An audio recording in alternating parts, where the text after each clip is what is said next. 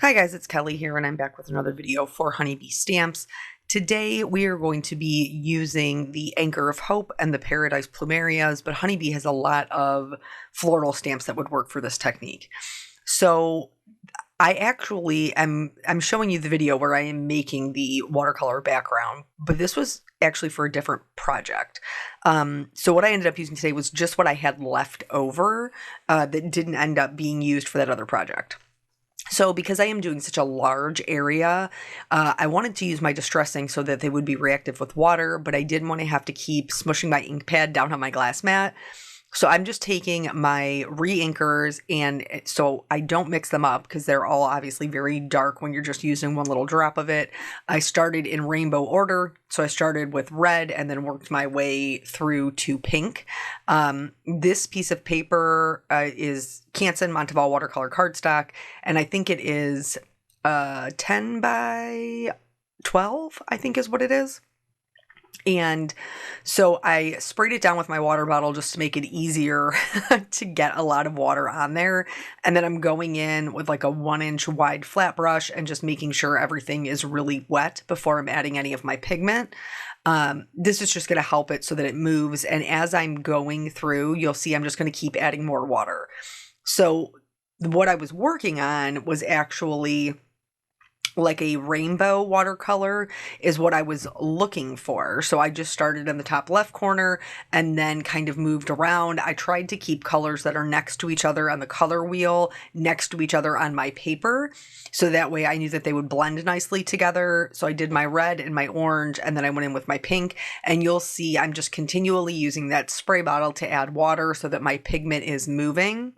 This one looks green when I first put it down, but once you see the green put down, you'll see that it really is yellow. And because I didn't tape my paper down, it is kind of moving into the middle because that's where the paper is bowing. I'm not overly concerned about that because I knew that this was going to be cut apart into sections. And the part that we're actually going to end up using is the middle and bottom left-hand corner. So the bottom, middle, and then left-hand side is what we're going to use for our card backgrounds today. So, but oftentimes, like when we're doing an ink smushing technique or something like that, we have a lot of leftover color on our glass mat or, whatever your nonstick surface is that you're using. And then, you just pick a piece of watercolor paper or, distress watercolor paper to pick that up with, and then you're just left with this background. So these are some things that we can do with those backgrounds so that they get used without kind of taking away from the really pretty watercolor look that they have.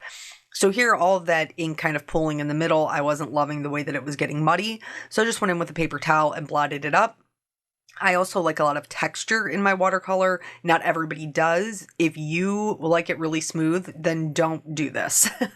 So I'm putting in splatters of clean water to create some blooms and some textures in my colors. And then I'm also doing splatters of each individual color. Yes, I am keeping them more to the color that they're like what that's already done on the paper, but I'm also a fan of them kind of mixing all over. So it doesn't bother me to have some blue in my purple or some yellow in my pink. I think that that's pretty. But if you don't like it, then don't do it. If you do it and then decide you don't like it, you can either add more water or you can pick up your paper and kind of angle it from like side to side or up and down, and it'll move those and smooth them out. I did it unintentionally here, and you'll see that in just a few minutes. I'm also adding some perfect pearls to my background. When you add perfect pearls to a wet background, that blooms into, see here, there's where I picked it up and see how I lost all of these spatters. It's because that pigment is moving as I'm angling it because I have so much water on the surface of the paper. I wanted to keep my my spatters, so I just redid them. This is the whole piece dry, and then I will show you what we are kind of left with after I did all my other cuttings. So one is a rainbow, and one is more of an analogous color, which just means that they're next to each other on the color wheel. So it's a pink, red, purple. And then we'll start talking about the ways that we can use that leftover paper. Just to go back very quickly, that Perfect Pearls, if you want it to stay put and just be spatters of Perfect Pearls, wait until your paper is dry to put them on. If you want it to move throughout the water, then do it when it's wet. So basically what we're going to do is we're going to create kind of our own pattern paper. So here, this is the Paradise Plumerias. Again, any floral, well, really any stamp will work. Anything that you can repeat stamp in the background. But I am a floral girl. So I'm going to stamp these down. I am using Honeybee's Intense Black ink because it is safe for alcohol markers, which is something else that I'm going to be doing. So because I'm stamping on watercolor paper, I do need to give it really good pressure, and I typically need to stamp twice. Watercolor paper is more textured than regular cardstock, and so sometimes you need to be able to stamp multiple times to get a smooth stamping. So here, I'm using my Misty. It makes it super easy for me to be able to stamp multiple times. And then basically you just want to make sure that your images are kind of hanging off the edge. This is one way that you can go about it. And then, I'll stamp the left and right hand corner. You want your center to be full. So that way, as you're adding other images, it fills out so that it looks like the pattern continues on off the paper. Alternatively, if you have a focal point that you really would like to be kind of the star of the show, like here we're using the Plumerias with the seashell. This is from the Anchor of Hope set. That one I'm going to stamp in the middle. I had a dog hair on my stamp. I had to get it with my tweezers. Just, casualties of owning animals. So anyway, I'm going to stamp this one in the center, and then I'll have all that room to work around. If you start by stamping your images off like the edge, you run the risk that you're not going to have room to fill the center and that it's not going to look like it's an intentional pattern. So once I have that seashell down, I'm going to go ahead and stamp these other Plumerias. I drew both of them. They're in the same style, so I know that they're going to work really well together, even though they're from two different sets. Alternatively, there's other ways that you could do, like you could use this paper and you could stamp a bunch of these and then die cut them out, and you'd have really pretty watercolored images that were die cut that you could use on another card.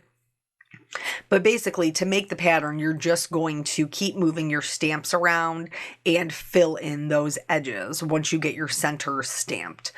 I don't clean my stamps in between. You absolutely should, because you could have a mishap.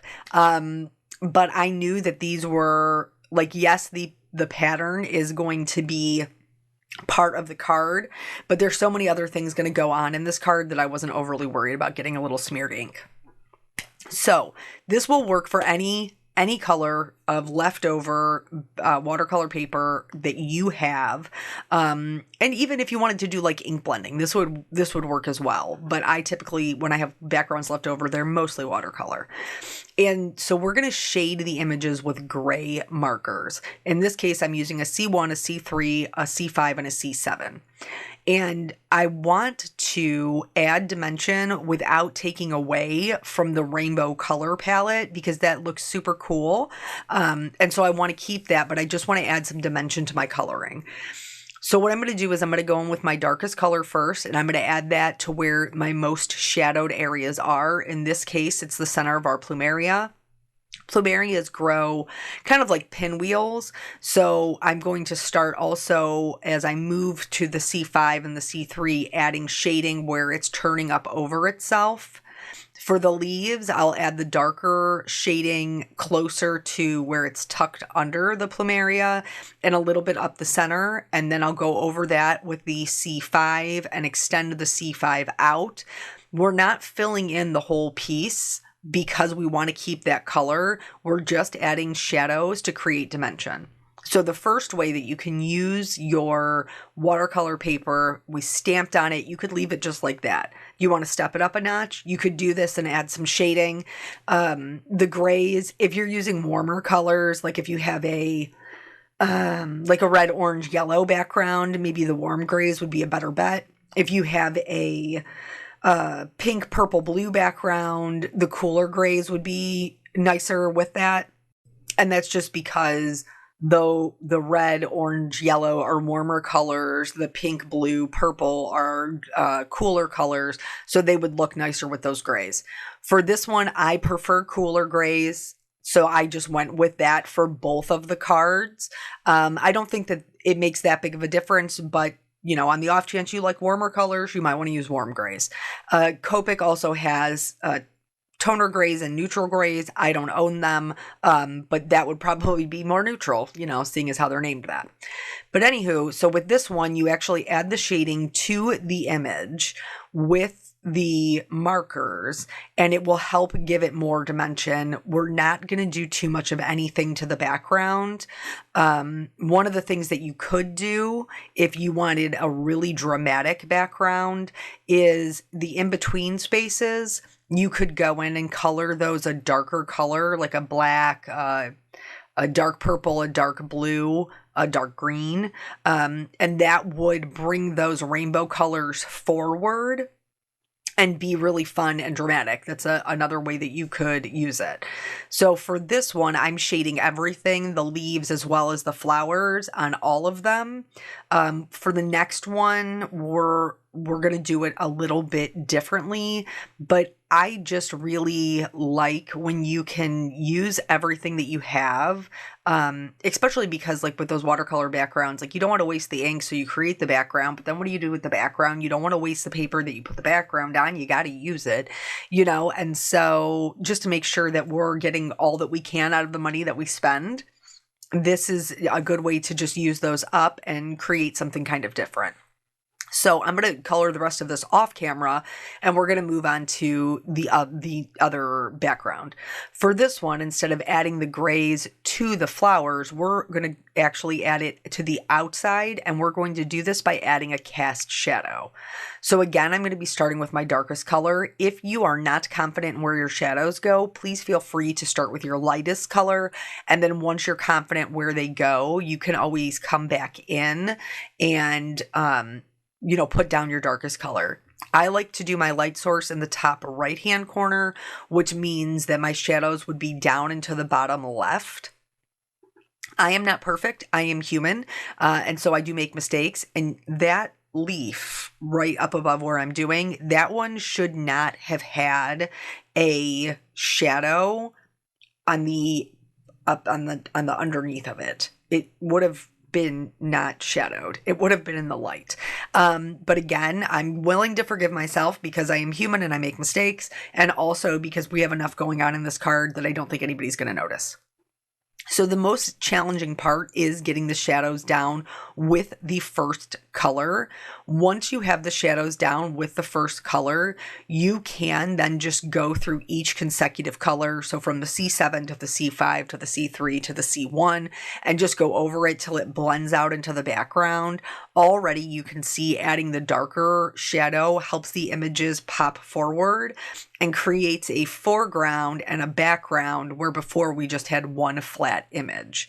So this is just something else that you can do. Again, it doesn't require a bunch of markers, just the gray markers, and it lets that watercolor, you know, do the work.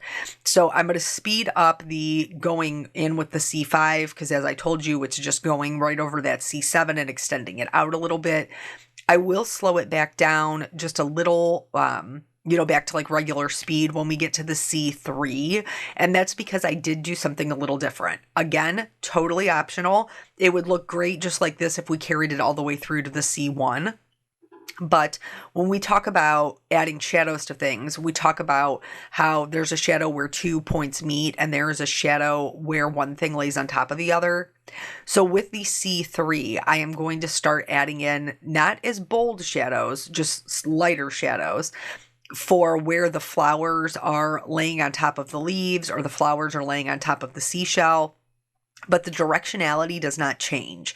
It's still going to be down to the bottom left. soft, and it will be that way for all of it. So whichever way you choose to add the shadows, just make sure that it stays in the same direction. Otherwise, it's not going to make sense. So pick whatever corner you want your light source to be in, and then just stick with it.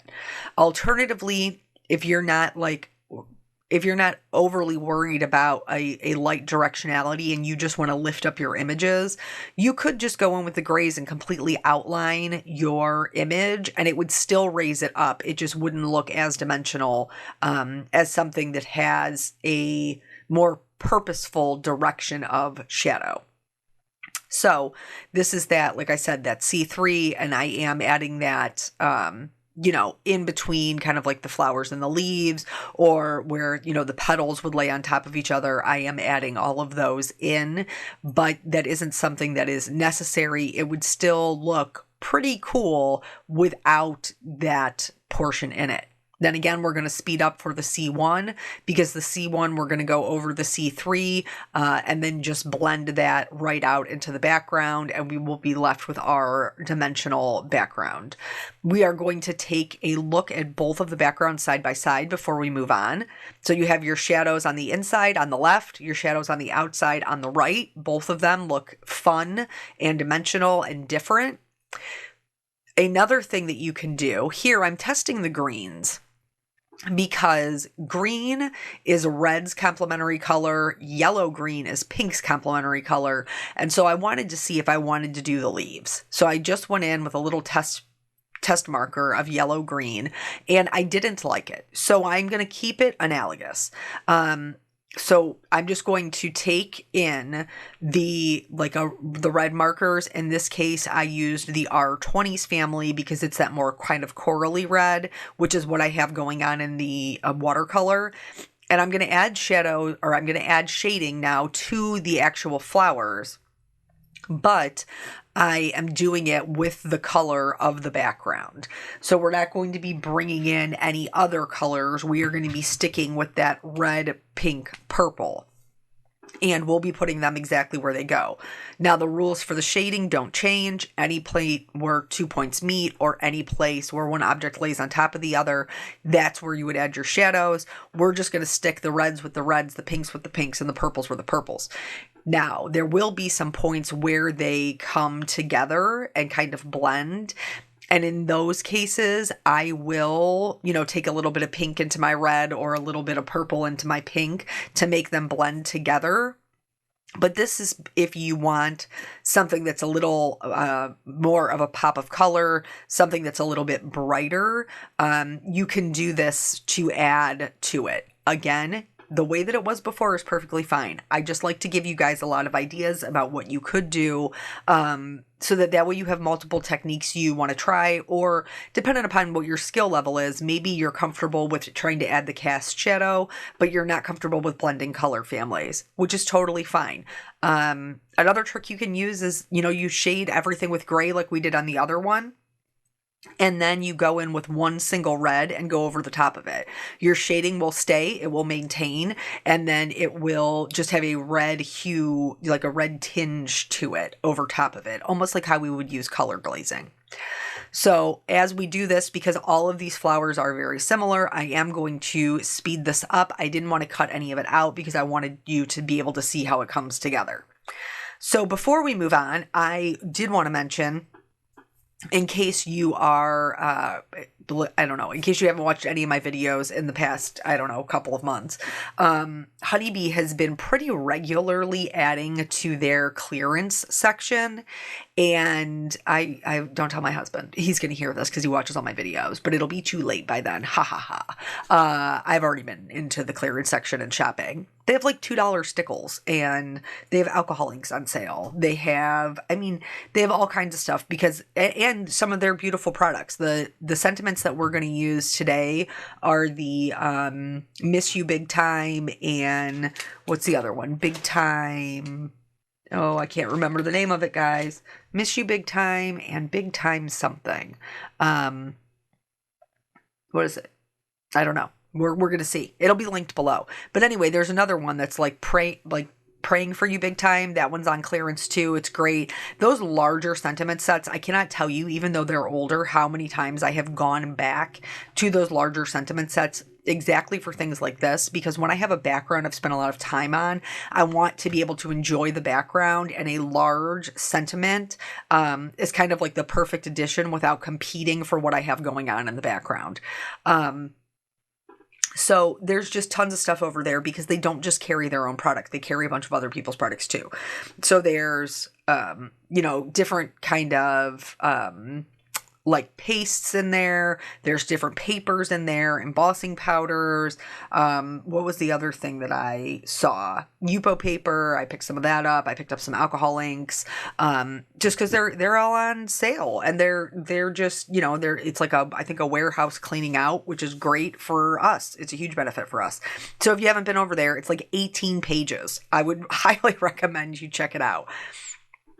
So, anyway, with that said, I truly mean it when I say, like, you could do this with, yes, I used my own images because I had them here on my desk. I enjoy them. I enjoy coloring them. I think that they're very pretty. I realize I may be biased because I illustrated them.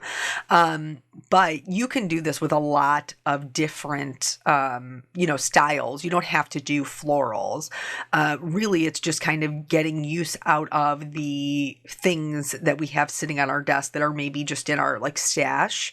That this is a great way to use one of those up, and it completely changes the way that the background looks, from going from just a interesting watercolor to now we have this whole kind of like art piece that is going to be the focal point of our card.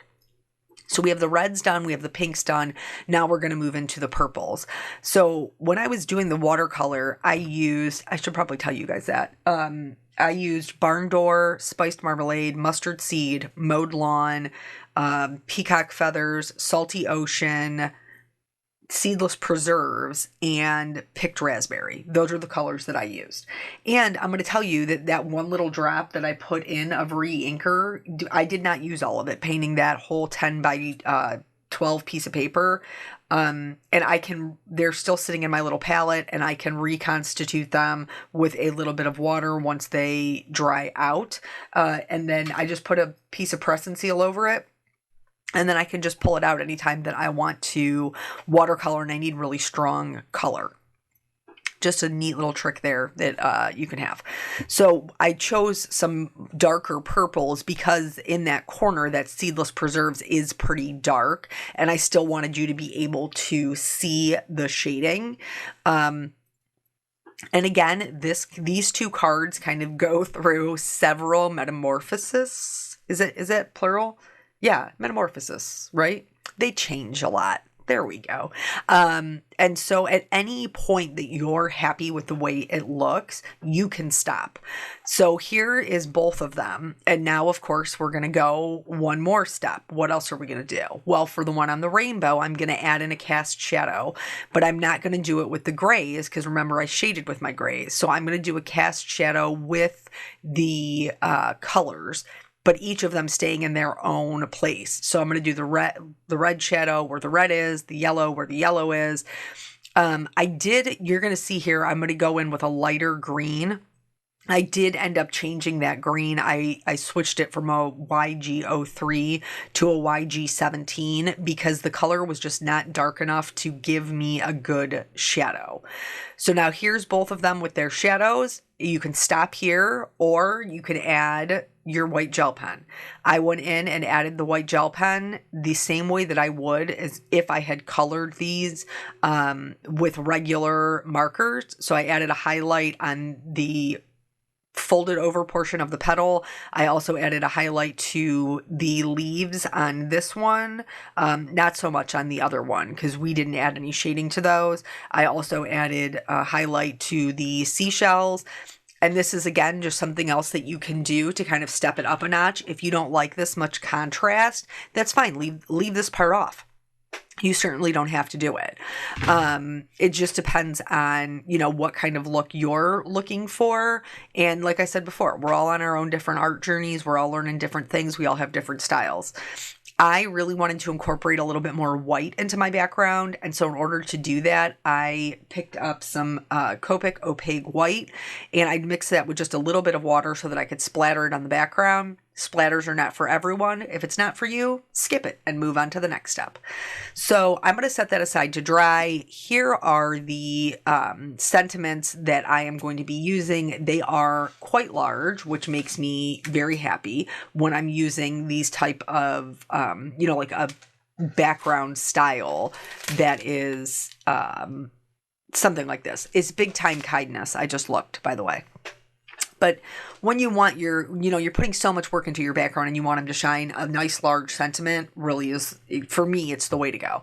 So I've treated it with my anti-static tool. I am using our Brilliant White pigment ink to stamp down my sentiments. I do stamp them twice just to make sure I have good coverage. And then I use a white detail embossing powder over top of them to make sure that I have good coverage. I usually do that twice as well. And all the while this is going on, I have my heat tool preheating to minimize the warping. And then I go ahead and heat set this until they're all melted and shiny and beautiful. And then from there, I'll use the coordinating dies to go ahead and cut these out. So that way I have a nice contrasting sentiment for my card. Because remember, we do got a lot going on.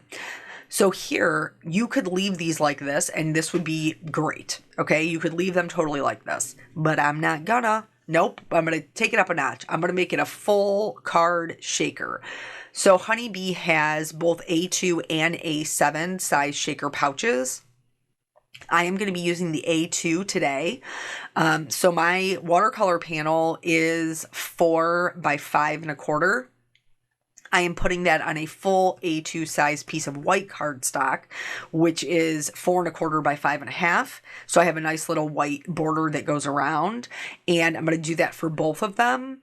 Then the pouches have this film on top, which can be a little bit tricky. But if you take a piece of low-tack tape and you really rub it on there, which I was not putting it on. I was just kind of like sticking it and hoping it would peel up. I really had to rub it on there and then grab the edge of the tape. You can pull the film off.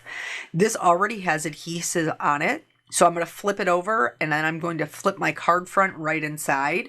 I'm going to pull off the adhesive for the bottom. I'm going to fold that over and then I'm going to burnish it with my bone folder. This is the small Honeybee bone folder, just to make sure all the points are contacting the paper and I have really good, secure, wings over the back of my card. And I'm going to do the bottom and 2 sides. I'm going to leave the top portion open to add my shaker bits. So I'm going to do this again with both cards just because I think it's super fun. But you can see there, it creates this little pocket. We'll be able to add our shaker bits in and then seal it up. The easiest way to make a full shaker card I have ever found is these little pockets. So here is the other one going into its little shaker pocket. And then I am going to put in my shaker bits. I put in white sequins, clear sequins, and kind of like iridescent sequins. I'm going to be honest with you. I probably went a little overboard with the sequins. It probably didn't need to be this full, but I did what I did. So before I seal mine, I like to kind of shake them about so that they get a nice even layer. I don't want them to be all bunched up on top of each other. And then I just smooth it out. I hold my hand there, flip it over, and then remove that last piece of adhesive backer, and then just go ahead and burnish this side, and then you're done. You got a full front shaker. It's so easy to do. Such fun. And like, who wouldn't want to receive something that I play with them as I'm making them. Here, see how those are all bunched up at the bottom? I'm going to use my Honeybee, what is that? It's a die release tool. I call it the pokey tool. But I'm just going to put that down in there so that I can move those sequins around, and then I'll do the same thing. I'll flatten them out and then secure my top edge. And then from here, you would be able to adhere these card fronts to a card base.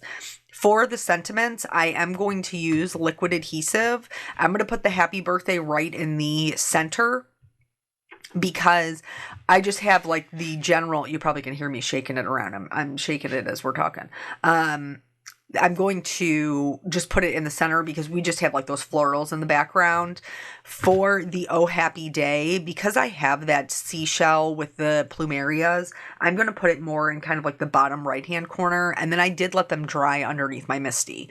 I am using the Honeybee Obsidian rhinestones, and I'm going to glue these right on top of the acetate sleeve. They held really well. I just used my regular liquid adhesive and, put them wherever I wanted them to be. And that way we have that, black contrast because we have all the lighter color shaker bits on the inside. And then we're going to give these guys one last little shake because they are done and they're ready to go to their recipients. So I hope this helped you with some ideas that, when you have those leftover backgrounds, what you can do with them. Thank you guys so much for joining me. I always appreciate your time, and I will catch you on the next video. Bye.